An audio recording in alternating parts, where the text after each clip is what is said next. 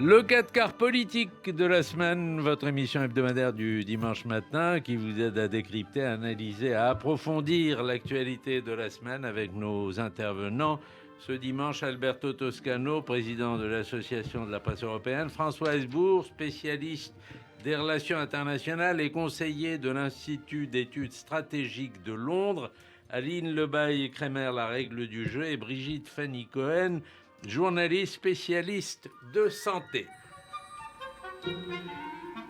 Et nous parlerons de la situation en Afghanistan et des nouveaux dirigeants talibans. Nous parlerons du procès des attentats du 13 novembre qui s'est ouvert mercredi dernier à Paris, le procès le plus long du siècle. Nous ferons le point sur la situation sanitaire en France et nous ferons un tour de table sur vos coups de cœur de la semaine. Bonjour à tous les quatre et on va commencer avec vous, François Hesbourg, mais le temps de rappeler quand même, parce qu'on me demande souvent le sens du titre de l'émission, le 4 quarts. Et alors, je dois préciser que le 4 quarts, enfin un bon 4 quarts qui se respecte, est fait d'un quart d'œuf, d'un quart de beurre, d'un quart de farine et d'un quart de sucre. Et je voulais deviner qui tient le rôle de l'œuf et qui du sucre. Ça change d'une émission à l'autre. Sauf que notre amie Aline a pris option sur le sucre. Et... je crois qu'on est plusieurs. Hein. Vous êtes plusieurs. Oui, mais si vous permettez, vous serez notre farine dans cette émission. Et puisqu'on va parler de sujets sérieux et on va parler de l'Afghanistan, on connaît désormais le visage du nouveau dirigeant des talibans. La dernière poche de résistance est en train de tomber, mais apparemment, elle continue quand même à tenir. Enfin, les informations sont contradictoires. On cherchera à y voir clair avec vous. Et les manifestations en Afghanistan sont interdites. Le Pakistan revient à la manœuvre. 20 ans après les attentats du 11 septembre, François Hesbourg, on repart à zéro. On repart à la case zéro, si je puis dire. C'est-à-dire on prend les mêmes dans la mesure où ils sont encore là et on recommence.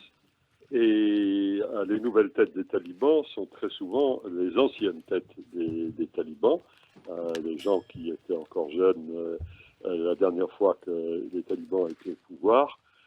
Et il ne faut donc pas être surpris que les décisions prises entre 1995 et 2000 sont en train d'être prises à nouveau.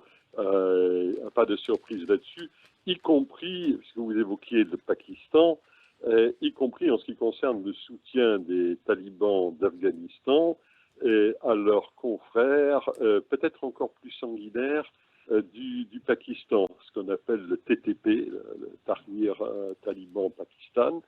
Et Kaboul a déjà fait savoir que là aussi, on prendrait les mêmes et on recommencerait avec le même type d'attentat qui a ensanglanté certaines villes du Pakistan, y compris d'ailleurs des écoles, très friands de destruction d'écoles. Alors, il y a eu un texte de Gilles Kepel dans Le Monde qui parlait de l'anniversaire de la commémoration du 11 septembre et qui dit « Les attentats contre les tours jumelles ont galvanisé une génération islamiste ». Est-ce que la prise de Kaboul et le retrait américain va relancer les attentats terroristes? Est-ce que la victoire des talibans va relancer nécessairement les tentatives d'attentats djihadistes, islamistes? Oui, je crains que oui, mais pas forcément pour exactement la même raison. Et le 11 septembre, et c'était effectivement la victoire de Ben Laden, et ça a donné un coup de fouet terrible à la motivation et au recrutement de djihadistes un peu partout dans le monde. Cette fois-ci, c'est un peu différent parce que il y aura une forme d'émulation dans l'horreur entre les concurrents du djihad, entre Al-Qaïda d'un côté, proche des talibans par ailleurs, et Daesh, dont on a vu les faits à Kaboul pendant l'évacuation occidentale, et les talibans et Daesh se livrent une guerre, par ailleurs féroce, en Afghanistan. Donc il s'agira pour les deux grandes organisations djihadistes de montrer laquelle est la plus efficace dans la concurrence terroriste au service de la cause djihadiste. Ça, c'est vraiment pas une bonne nouvelle. Et parce que le moteur ici, il n'est pas simplement, comme ça a été le cas après le 11 septembre, idéologique et motivationnel, si j'ai pi dire. Et là, on est dans une concurrence pour savoir qui aura le plus grand morceau du marché djihadiste, si je puis employer cette expression. Et ce n'est pas tant que je crains que les talibans refassent ce qu'ils ont fait entre 1995 et 2000 avec Al-Qaïda. Ce n'était pas un très bon deal pour des talibans qui ont quand même perdu 20 ans de pouvoir pendant 20 ans dans la foulée. Je ne suis pas sûr qu'ils veulent vraiment recommencer. Et c'est moins ça que je crains que le fait qu'il y aura cette Alberto émulation, Tosca. notamment dans le Sahel. Notamment dans le Sahel, où cette émulation existait déjà et elle va se trouver galvanisée. Oui, Alberto. sur le Sahel, un discours fondamental aujourd'hui, peut-être on en parlera plus tard. Moi, je voulais dire un mot en étant tout à fait d'accord avec ce qui a été dit par François Hesbourg, mais souligner un aspect qui, pour moi, est fondamental. Une différence par rapport à il y a 20 ans, l'Arabie saoudite. Ce type de djihadisme, ce type de violence terroriste avait une relation tout à fait particulière il y a 20 ans avec des mouvances qui existaient et qui étaient protégées en Arabie saoudite. Aujourd'hui, l'Arabie saoudite est consciente que son avenir dépend de sa relation avec les États-Unis d'une façon stratégiquement beaucoup plus importante qu'il y a 20 ans. Et d'ailleurs, le rapprochement entre Arabie saoudite et Israël en est une démonstration. Aujourd'hui, les parrains du nouveau terrorisme qui peut déstabiliser l'Afghanistan vient plutôt de Tchétchénie et vient plutôt d'autres parties de l'Asie que de l'Arabie saoudite. C'est un cadre différent qui peut expliquer la raison pour laquelle les États-Unis ont décidé de se désengager de l'Afghanistan de cette façon, mais les États-Unis n'ont pas pris en compte le fait que ce désengagement de l'Afghanistan aurait été pour eux catastrophique sur le plan de l'image. Et les États-Unis vont, à mon sens, payer cher ce qu'ils ont fait pendant les derniers jours, les derniers mois en Afghanistan. Alors, je rebondis parce que c'est aussi ce que dit Gilles Kepel dans cet article, cette chronique du Monde. Par rapport à 2001, deux changements majeurs sont advenus, la consolidation de la Chine comme superpuissance et le pacte d'Abraham entre Israël et divers alliés arabes. Vous êtes d'accord là-dessus, François Hesbourg ? En partie seulement pour une raison très simple, c'est que l'Arabie saoudite avait déjà changé de comportement dans le domaine du terrorisme depuis le début de la dernière décennie, et Daesh a fleuri et prospéré malgré l'Arabie saoudite et contre l'Arabie saoudite. Donc il n'y a pas là de nouveauté. Le fait que l'Arabie saoudite ne soit plus une forme de grand arrière du djihadisme, comme dirait l'autre, c'était déjà fait depuis un moment. Accord d'Abraham ou pas d'accord d'Abraham, et j'ajouterais tout de suite une prudence aussi. Et moi, je ne sais pas où va aller la gouvernance de l'Arabie saoudite dans les années qui viennent. Ce pays est quand même dirigé par un type dont le principal conseiller avait, sur les ordres du prince, charcuté un journaliste dans un consulat installé dans un pays de la région, la Turquie, important par ailleurs. Lorsque vous en êtes à ce niveau de dysfonctionnalité, vous pouvez vous poser des questions sur où ça en sera dans 3 ans, dans 5 ans, dans 10 ans. Donc je ne tirerai pas de conclusion définitive là-dessus, ou pas de conclusion nouvelle dans le cas d'espèce. Quant à l'effet Afghanistan pour les États-Unis, la comparaison ici n'est pas tant avec 2001 qu'avec le retrait de Saigon en 1975 ou le retrait de Somalie en 1994. Dans les deux cas, et quelques années plus tard, il n'y paraissait plus.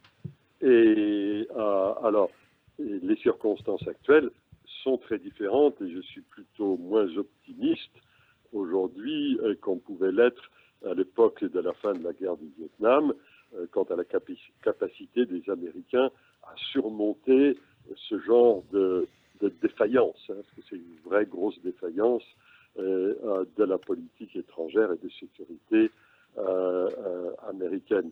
Mais pour les États-Unis, le monde, c'est pas simplement l'Afghanistan, si je puis dire, comme ce n'était pas seulement le Vietnam ou la Somalie. Alors, on va parler aussi, c'est le moment du sourire, mais on laissera ça peut-être tout à l'heure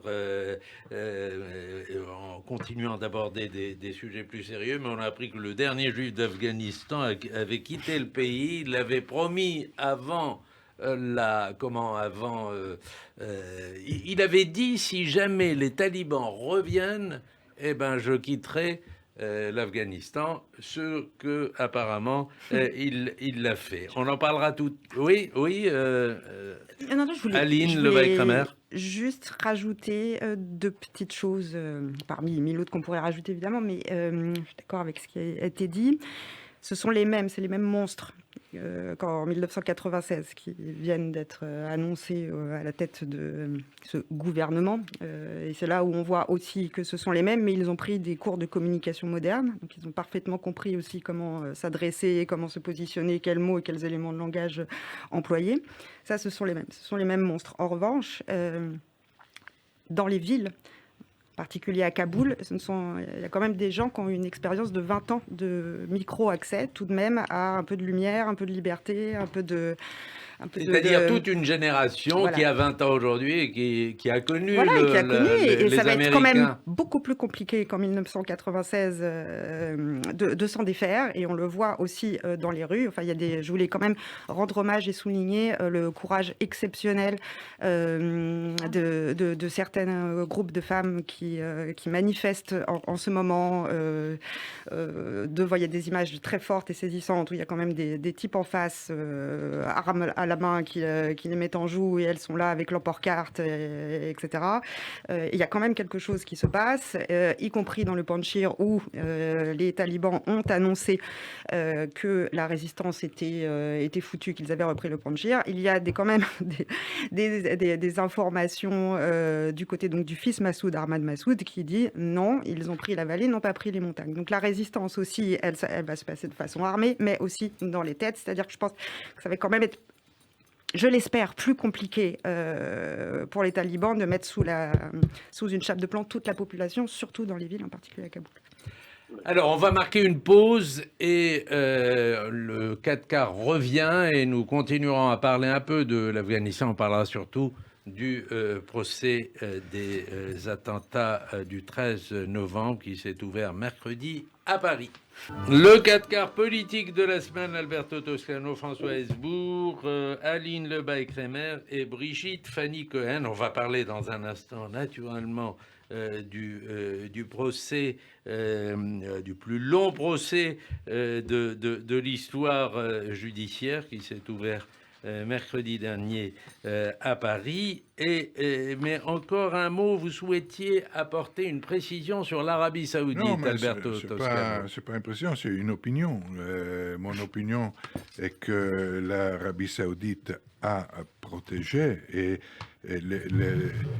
ceux qui ont réalisé Ben Laden et ses amis, les attentats de 2001, ont bénéficié en Arabie Saoudite de protection il y a 20 ans, dont aujourd'hui des mouvements terroristes de la même nature dans l'Arabie Saoudite ne pourraient pas bénéficier. Donc je pense que quelque chose quand même en Arabie Saoudite de ce point de vue-là a changé, et je trouve que c'est un élément qui conditionne toute l'attitude des États-Unis par rapport à la situation de cette partie du monde aujourd'hui. C'est le Pakistan aussi. Alors, un mot quand même, avant de clore ce chapitre, un mot sur les migrants qui arrivent d'Afghanistan. Une étude publiée aussi dans Le Monde sur les fractures politiques montre que l'opinion est inquiète sur l'accueil des immigrés en général, pas seulement des immigrés venant d'Afghanistan. Qu'est-ce qu'il faut en penser, François Hesbourg? Oui, l'opinion publique, et c'est un cas assez général, est inquiète tout simplement parce qu'il y a le souvenir de la vague qui a déferlé en 2015-2016 et elle craint un remake. Et en l'occurrence, je ne suis pas sûr qu'il y aura une telle vague. Simplement, la géographie n'est pas la même. Et puis surtout, l'Union européenne dans son ensemble, comme ses États membres pris individuellement, ne sont plus du tout dans les mêmes dispositions qu'il y a 5 ou 6 ans, et ceci grâce à 2 hommes. Alors je ne dis pas qu'il faut les saluer, parce qu'ils ne méritent pas d'être salués, c'est M. Erdogan et M. Loukachenko. Les deux ont essayé de transformer les migrants en outils politiques. Ça a été le cas l'an dernier lorsque les Turcs ont essayé de pousser des migrants de l'autre côté de la frontière avec la Grèce, en espérant sans doute recevoir une rallonge par rapport aux 5 milliards d'euros qui avaient été versés par l'Union européenne en 2016 pour calmer la Turquie. En l'occurrence, les Grecs ont purement et simplement refoulé les malheureux migrants avec le silence complice de l'ensemble de l'Union, et M. Loukachenko, en ce moment même, propulse les migrants à qui des billets d'avion ont été offerts dans le cadre de charter depuis Erbil, Bagdad et Bassora. Ils sont expédiés en Biélorussie et poussés vers les fils de fer barbelés avec la frontière polonaise, lituanienne et lettonne. Et là, le même film se joue. L'Union européenne subventionne, et je n'invente rien, la fourniture de fils de fer barbelés à ces pays. Et il est vrai que aujourd'hui, la Willkommenskultur de 2015 de l'Allemagne n'existe tout simplement plus, et le déferlement éventuel de migrants et de réfugiés afghans n'aura probablement pas lieu de ce fait. Alberto. C'est évident, c'est très juste. Et aujourd'hui, nous, Union européenne, on doit avoir une position claire sur la question migratoire. Et c'est devenu absolument dramatique. Il est parfaitement inutile de parler de droits de l'homme, de droits d'asile, de droits de plein de choses, si nous, on n'est pas capable d'avoir une politique commune sur la question migratoire. Sinon, on sera devant des chantages, comme le chantage du Maroc qui a une polémique avec l'Espagne et d'un jour à l'autre, il ouvre les portes de l'immigration, le chantage d'Erdogan vis-à-vis de l'Union européenne. Et d'ailleurs, ces chantages ont l'origine dans le fait que dans ce pays, il y a déjà des migrants. Aujourd'hui, en Turquie, il y a des millions de migrants syriens, afghans qui arrivent, dont eux-mêmes sont quelque part victimes, entre guillemets, de ce problème. Et ce problème ne peut pas trouver une solution s'il n'y a pas une claire politique commune de l'Union européenne. Moi, je ne peux pas accepter le fait que les contrôles français à la frontière italienne ont été augmentés, rendus plus stricts, parce que la France a l'illusion, je trouve absurde, que les migrants qui arrivent en Italie ensuite n'aillent pas en France. Ils ont traversé la Méditerranée et ils devraient avoir peur de traverser les Alpes. Mais soyons sérieux. Donc, on a besoin, une fois pour toutes, de clarté européenne sur la question migratoire. Alors, on va évoquer le chapitre essentiel de notre émission, c'est-à-dire le procès des attentats du 13 novembre. Mais encore un mot, François Hesbourg, on est 20 ans après le 11 septembre. Hein, ça a été commémoré tous les 11 septembre, d'accord. Mais il n'y a pas eu, à ma connaissance, je le dis souvent, votre contrôle, il n'y a pas eu de procès sur les attentats du 11 septembre. Est-ce que je me trompe? Oui, non, vous ne vous trompez pas, ou du moins pas de la même façon. Et il y a eu une commission d'enquête conduite de façon très novatrice, à la fois de façon intégrée par l'exécutif et par le législatif, à savoir le Sénat et la Chambre des représentants, qui a fait un rapport tout à fait remarquable, très complet, et ainsi de suite. Et puis il y a eu toutes sortes, bien sûr, de procès, notamment au civil, notamment contre tel ou tel responsable saoudien, puisqu'on parlait de l'Arabie saoudite tout à l'heure. Mais de procès axés autour du 11 septembre lui-même, il n'y a effectivement pas eu. Et de ce point de vue-là, et je ne crois pas qu'il y ait eu tout à fait l'équivalent pour le moment en Espagne non plus. Je pense aux attentats de Madrid de 2004. Donc l'affaire française, c'est méga procès, et je crois une rareté. Moi, je regarde ça avec beaucoup d'intérêt et je pense que ce sera utile. Mais il faut voir, parce que c'est une nouveauté, quelque part. Alberto Toscano. Oui, c'est une nouveauté. Oui, il y a eu le procès pour Charlie Hebdo en France, hein, et pour les attentats de janvier. Mais quand même, c'est un procès, et c'est une nouveauté, et ça doit être l'occasion pour réfléchir à d'autres choses, à tout ce qui va avec le terrorisme. Et c'est ça qui donne un sens particulier à ce procès et à ce qu'on pourrait voir à l'avenir à propos d'autres attentats. C'est l'opportunité pour nous interroger sur la façon aussi de mieux combattre les réseaux terroristes. Oui, vous vouliez ajouter un mot, Aline Lebay-Kramer? Oui, la particularité absolue de ce procès, c'est qu'aussi c'est la première fois dans l'histoire, y compris à l'international, me semble-t-il, qu'un membre d'un commando djihadiste kamikaze est en vie.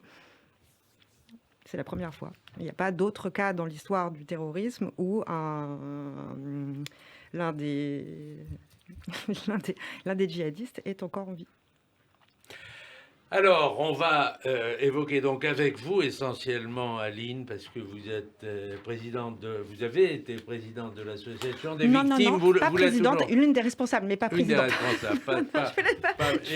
Et vous êtes partie civile au procès au procès des attentats à Paris du 13 novembre. On marque une nouvelle pause et on se retrouve pour parler cette fois du procès. Le 4 quarts politique de la semaine revient avec nos intervenants, Aline Lebay-Kramer, Brigitte Fanny Cohen, Alberto Toscano et François Hesbourg. Alors Aline Lebay-Kramer, vous avez été une des responsables de l'association des victimes et vous êtes partie civile au procès qui s'est ouvert mercredi dernier, mais vous avez décidé de ne pas aller au premier jour du procès volontairement. Pour quelle raison? Vous allez y aller à partir de lundi. Parce que je tenais pas à écouter en direct le cirque j'ai même pas envie de dire son nom en réalité. Je crois qu'il a été suffisamment cité comme ça et c'est aussi ce qu'il cherchait, cette tribune mondiale et médiatico-politique. Donc j'avais pas envie d'infliger ça, parce que c'est très très dur, il ne faut pas l'oublier pour les gens qui sont concernés. Là, je ne parle pas de moi, je sais que pour les gens autour, les familles de victimes, de gens qui ont perdu quand même quelqu'un qui leur était cher, c'est extrêmement difficile, extrêmement douloureux. Nécessaire, mais extrêmement douloureux. Alors, le plus long procès du siècle, 20 accusés, 14 seront présents, 340 avocats. Le procès durera 9 mois. Il y a un travail colossal qui a été fait par les juges, 1800 parties civiles. Et vous dites, il y a encore des zones d'ombre qui doivent apparaître. Donc, on ne sait pas tout. Non, de toute façon, c'est tout l'intérêt du procès, parce qu'il y a comment ce débat, est-ce que ce procès gigantesque a un sens ou pas? Il a au moins deux sens, c'est que oui, il y a des zones d'ombre sur les liens, c'est exactement ce qui s'est passé. Ils sont aussi les accusés pour certains liés aux attentats de Bruxelles. Donc voilà, qu'est-ce qui s'est exactement passé? Qui a fait quoi? De toute façon, c'est une étape nécessaire, absolue. On ne peut pas y couper, si je puis me permettre. Et de deux, c'est nécessaire pour les... Enfin, j'entendais une jeune survivante du Bataclan qui disait c'est aussi un moyen de m'exprimer ma défense. Le 13 novembre au soir, je n'ai pas pu me défendre. J'ai besoin de me défendre. J'ai besoin de dire quelque chose à ces accusés. On a beaucoup parlé de la star de ces 2 derniers jours, malheureusement, mais on va aussi entendre les victimes, et je crois qu'elles en ont besoin. Il ne faut pas oublier ça non plus. C'est important, quand même, de leur donner la parole. À quoi peut-on, je vous pose la question à tous, à quoi peut-on s'attendre de ce procès des attentats de Paris du 13 novembre? Pour les familles des victimes, c'est une évidence. Pour l'opinion aussi, c'est une évidence. Mais il y a eu une question qui a été posée sur le risque de donner une tribune, que cette enceinte soit utilisée comme une tribune par les terroristes. Oui, allez-y, Aline. Oui, il y a quelque chose de glaçant dans encore une fois, le cirque, les provocations, la perversion des propos du principal accusé, en tout cas celui qui est le plus médiatique. Encore une fois, je n'ai pas envie de le nommer, je suis désolée. Oui, et on comprend bien, il l'a quasiment dit lui-même, il ne s'adresse pas aux magistrats, il ne s'adresse pas aux victimes, il ne s'adresse pas à nous, au sens large. Il s'adresse à un autre public. Quand on oui, rappelons que ces premiers mots étaient Allahu Akbar, clamés devant les juges. La justice, c'est Allah, la seule divinité, c'est Allah. Et on va ressusciter, pardon, et vous aurez à rendre des comptes. Il ne reconnaît pas la légitimité de la Cour. Jusqu'à présent, il n'a jamais parlé, d'ailleurs. On va voir s'il va parler. Il voulait évoquer aussi la question des... Oui, il y a des victimes ici, mais il y a des victimes, et les autres victimes, elles sont irakiennes, syriennes, elles sont en Syrie, à Molenbeek. Voilà, c'est une perversion absolue, et voilà, il l'a quasiment dit. Il y a des gens qui veulent aussi parler des autres victimes, qui sont ces gens-là. Voilà, il ne s'adresse pas... Effectivement, c'est une tribune... mondiale pour lui. Donc il faut faire attention aussi. Il y a quelque chose de très dérangeant aussi dans la façon à certains endroits de la presse, surtout en particulier ceux qui donnent de l'écho absolu sur les live tweets, comme on dit, en direct, etc. Il ne faut pas transformer ça en une conférence de presse de djihadistes. Est-ce qu'on attend des témoignages? Parce que bon, c'est vrai qu'on a eu des témoignages du type « vous n'aurez pas ma haine », etc. Manifestement, les témoins aujourd'hui ne sont pas dans ce même registre. Vous confirmez cela? Ah oui, il y a beaucoup d'endroits là. Je crois que 300 victimes vont témoigner. La plupart, me semble-t-il, sont tout de même un peu en colère. À l'endroit des personnes qui sont dans le box. Il y a encore quelques... Effectivement, zone d'ombre pour certains. Après, zone d'ombre pour quelques-uns d'entre eux aussi. C'est moi d'une surprise incroyable. En fait, plutôt quand même des têtes de coupables aussi, pardon, mais à un moment donné, voilà, c'est aussi les limites de la question de procès civil pour ce genre de tuerie de masse. Hein. Voilà, ça a été posé aussi. Il fallait peut-être y penser avant, mais en tout cas, c'est de toute façon nécessaire et il fallait le faire. On doit en passer par là aussi. Alors, c'est nécessaire. Est-ce que, parce que le procès va durer quand même 9 mois, est-ce qu'on peut s'attendre à des attentats pendant le procès? Pardon de poser la question aussi brutalement, mais tout le monde y pense. Pendant le procès, est-ce que ces gens-là vont avoir une tribune vis-à-vis des leurs? Et est-ce qu'un nouveau 13 novembre est possible? Question. Je suis le destinataire de cette question. Oui. Si, un nouveau 13 novembre est toujours possible, aussi un nouveau janvier 2015, le terrorisme. C'est la deuxième fois qu'on se pose cette question pendant cette émission. On se l'est posé au sujet de l'Afghanistan et de ses conséquences. On se la pose au sujet du procès en cours au Palais de justice de Paris.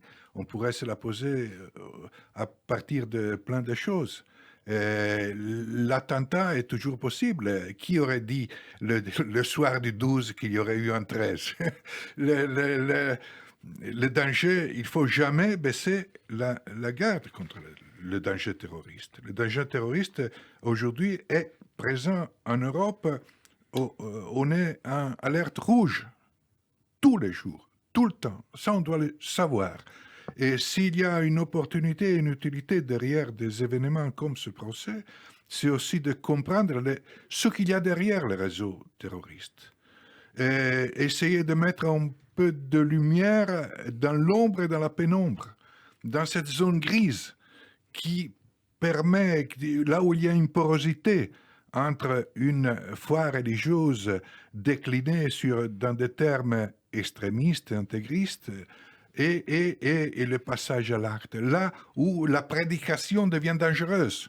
C'est là qu'on doit comprendre, qu'on doit essayer de faire un peu de lumière et commencer à être plus strict dans notre défense et aussi dans tout ce qui va avec. Parfois, en interdisant certaines situations, dans certaines de prédications dangereuses, à la fois de violence et aussi de cet aspect de cet intégralisme religieux islamique qui est le mépris vis-à-vis de la femme. Et puis j'ajoute une question, c'est est-ce que passer l'émotion, bon les trois premiers jours ont été suivis, mais j'ai assez d'expérience autour de cette table pour avoir suivi à l'époque le procès Barbie, et on a eu 3 jours toute la presse internationale présente, et puis après, au bout de 3 jours, il y a eu l'ouverture du Festival de Cannes, et tout le monde s'est évaporé. Il est resté quelques Laurent Grelzamer, Serge Chalandon, Ladislas de Hoyos, etc., qui sont restés pour suivre le procès. Et Shlomo Malk. Oui, aussi. Oui, pardon. Mais est-ce qu'on peut pas retrouver ce même type de réflexe? Bien sûr. Oui. Bien sûr. Oui, ça va être long. Oui, ça va être long. Oui. Brigitte Fanny-Cohen. Non, mais d'un point de vue médiatique, c'est vrai que le temps médiatique n'est pas le temps de la procédure et le temps de la justice. Donc 9 mois de procès, on aura peut-être les mêmes effets que lors du procès Barbie, c'est-à-dire le début, oui, très suivi médiatiquement, la fin, bien sûr, et au milieu peut-être un certain vide sidéral. Oui, François. Mais tant pis aussi. François Hesbourg. C'est pas fait pour le. C'est pas fait pour ça non plus. François Hesbourg. C'est fait pour rendre la justice. Et ce qui a été le plus sacrifié dans le procès, dans ce long procès, ça a été le témoignage des victimes. Et ce serait très dommage qu'on assiste au même type de phénomène pendant ce procès qui va effectivement durer, encore une fois, pendant 9 mois. Je voudrais juste apporter une petite précision. Et il y a eu d'autres procès dans des démocraties contre des kamikazes qui ne sont pas morts dans leur opération. En Israël, bien sûr, il y en a eu plusieurs, à la fois liés au Hezbollah et à... Oui, pas en France, je parlais de la France. De la France seulement. Ah bon, d'accord, oui, dans ce cas-là. Et puis, il y avait aussi l'Indonésie, qui avait eu un épouvantable attentat de Bali. Donc, ce n'est pas tout à fait une spécialité française. Et 8 mois, 9 mois, tout peut arriver. Je ne suis pas sûr qu'il faille craindre principalement une répétition de ce que l'on a déjà connu, c'est-à-dire le 13 novembre ou Charlie Hebdo. Je crains que nous assistions précisément à de la créativité, dans le sens destructeur du terme, de la part des djihadistes concurrents. Et quand je parle de concurrence, et je vais être très précis, lors de Charlie Hebdo et de ce qui s'en est suivi, l'hypercacher notamment, et l'assassinat de Montrouge, le premier jour, le jour de Charlie, c'est Al-Qaïda qui était la référence des auteurs du massacre. Et puis, dans les jours qui ont suivi, on est passé à Daesh. C'est-à-dire Koulibaly, lorsqu'il a fait ses horribles forfaits, et lui, il s'est revendiqué Daesh. Là, vous aviez déjà une forme d'émulation et de concurrence. Celle-là va être, malheureusement, notamment à la suite de l'Afghanistan, plus vigoureuse que ce n'avait été le cas à l'époque. Et encore une fois, l'attitude de l'Arabie saoudite, qui était un élément très important il y a 20 ans, ne pèse tout simplement plus dans l'équation ni aujourd'hui, ni il y a 5 ans, ni il y a 8 ans. On est entré dans un nouveau cycle qui est malheureusement pas moins meurtrier que le cycle largement lié à l'Arabie saoudite que l'on a connu avant et pendant le 11 septembre. Alors, on va, avec vous, Brigitte Fanny-Cohen, faire un peu le point sur la crise sanitaire. On change de sujet avec ce rapport Pasteur qui a annoncé cette semaine que la sortie de la crise sanitaire était encore loin. Et en même temps, le même rapport dit que la vaccination et le pass sanitaire sont efficaces pour contenir l'épidémie. Est-ce que ça n'est pas contradictoire ? Non, ce n'est pas du tout contradictoire. Alors c'est vrai que d'un côté, ce rapport de l'Institut Pasteur, d'abord il faut préciser que ce sont des chercheurs qui ont fait des modélisations.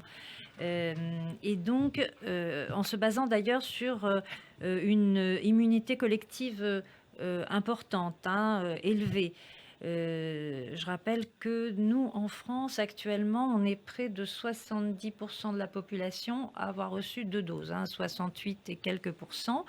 Donc, il se base sur une immunité élevée de 70% chez les ados et jusqu'à 90% de vaccinés chez les 60 ans et plus, donc dans leur modélisation. Donc, ce qu'ils nous disent, c'est que l'épidémie pourrait rebondir avec un pic de 5200 hospitalisations par jour si évidemment, les mesures de contrôle étaient levées, pass sanitaire, gestes barrières, etc. Donc, il y aurait plus d'hospitalisation que lors de la première ou deuxième vague. Donc, le problème, c'est qu'on se trouve face à un virus qui est plus contagieux, le virus Delta, que le virus historique.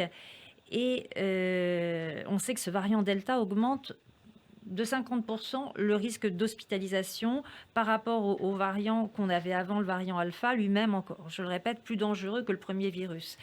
Donc si cet hiver, on est face à des virus plus contagieux, plus dangereux, les vaccinés auront plus de chances, plus de risques, d'être contaminés et de contaminer d'autres personnes.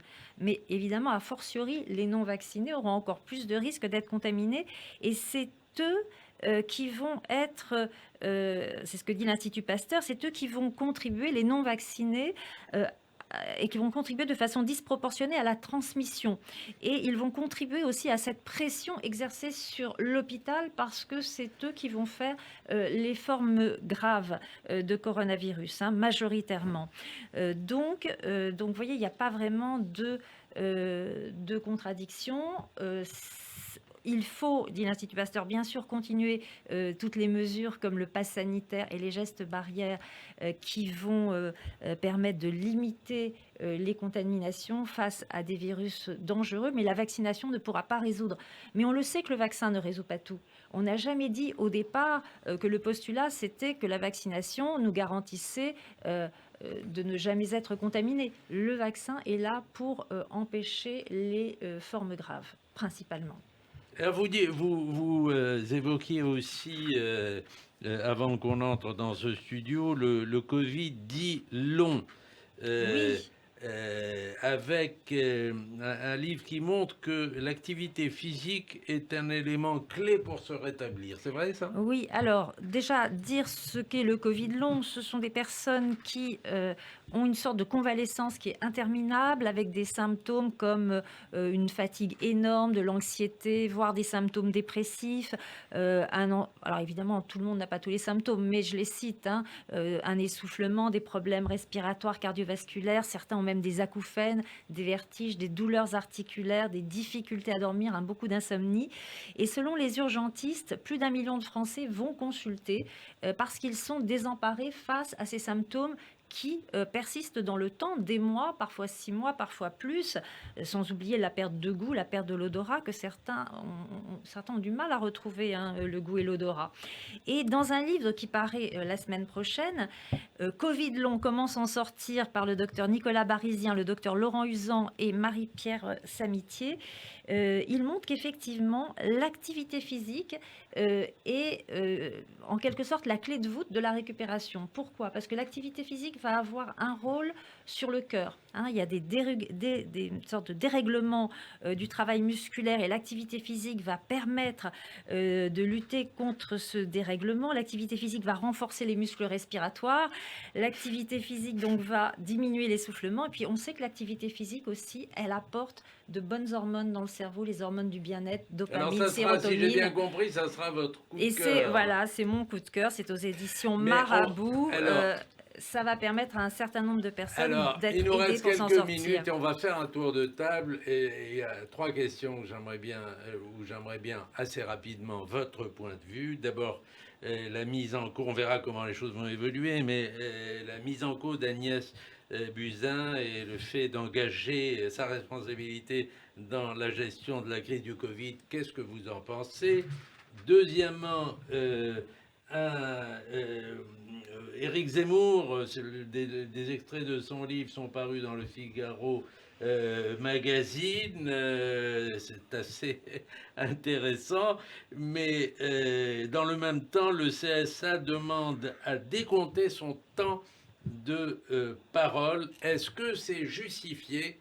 Et la troisième chose, je vous demanderai votre coup de cœur dans le même souffle. Qui veut commencer? Buzyn, je trouve que c'est pas juste. Je sens comme un odeur de procès, d'enquête politique. Sincèrement, c'était un ministre qui quand a géré son ministère de la Santé, a travaillé dans une situation extrêmement difficile où on savait très très peu sur cette maladie.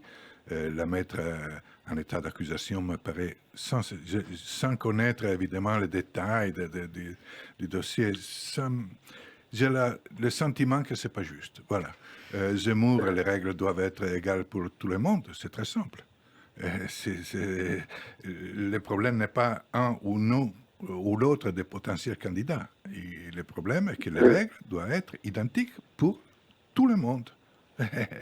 Et la troisième question. La troisième question, c'est votre coup de cœur, mon cher Alberto. Mon coup de cœur, c'est le livre de Michel Quérotret, Eugène de Beauharnais, personnage que j'aime beaucoup, sorti aux éditions Talandier.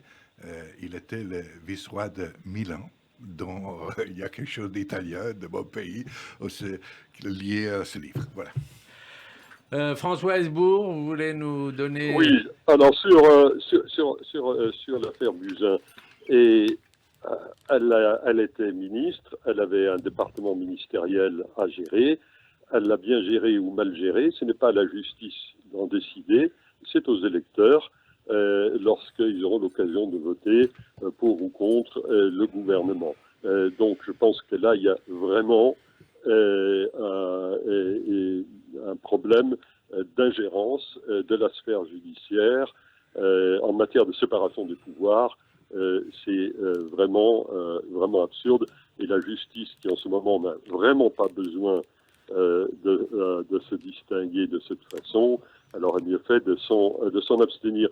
Moi, j'ai vu les affiches collées un peu partout dans Paris, intitulées Zemmour président.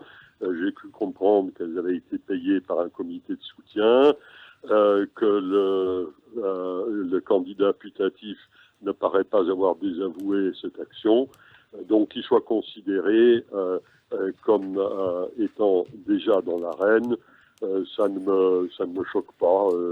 Alors, le coup de cœur est avec une nuance quand même, le coup de cœur, mais franchement, on a cité Sanche Chalandon il y a quelques minutes, s'agissant du procès Barbie, son dernier livre, Enfant de salaud. Enfant de salaud, oui, il va venir en parler d'ailleurs ici. Voilà, c'est vraiment très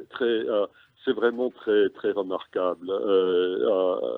C'est un livre à certains égards difficile, c'est un livre très personnel, mais ça vaut la peine d'être lu, honnêtement. Très bien.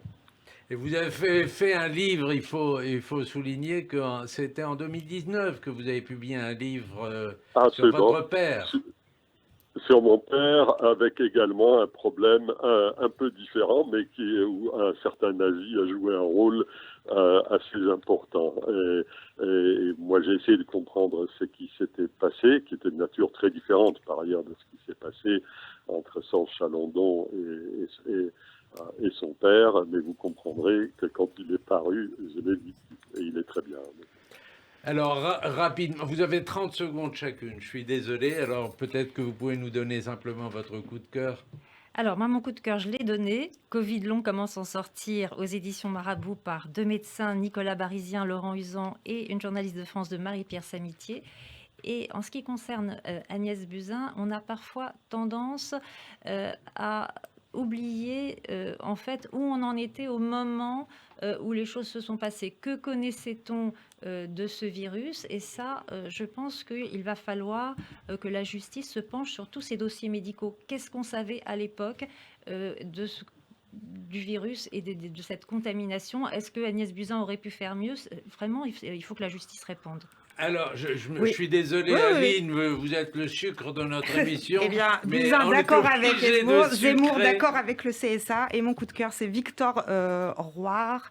Comment pourrais-je pardonner, aux éditions de l'Observatoire? C'est un beau texte d'un survivant du Bataclan qui me parle plus en termes de titre que Vous n'aurez pas ma haine. Merci à tous les quatre. C'était le 4 quarts politique de la semaine. Bon Kippour à tous. Au revoir.